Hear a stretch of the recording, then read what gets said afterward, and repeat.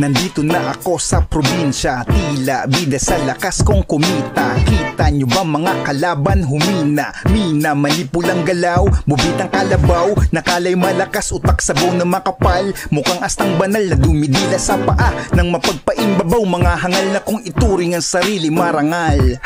Marangal ha? Taas tingin nyo sa sarili, hindi ka man lang ba nandire? Change topic na nga.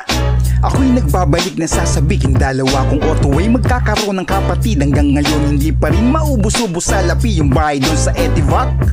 Lapit ko nang makamit, oh great.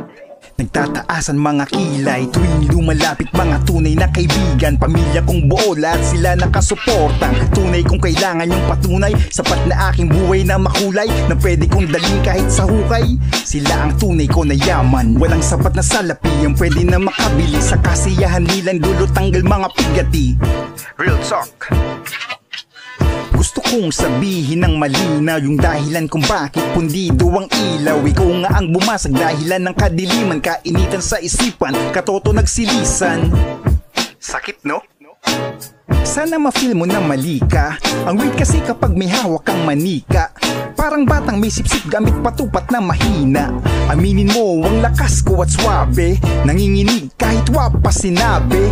Lakas dating kaya di niya mabali, itik ko malabi hindi madadali. Paulit-ulit mga asal pangkalye, namumula sa pagkaing wasabi. Kapal mukha na takasan ng ale.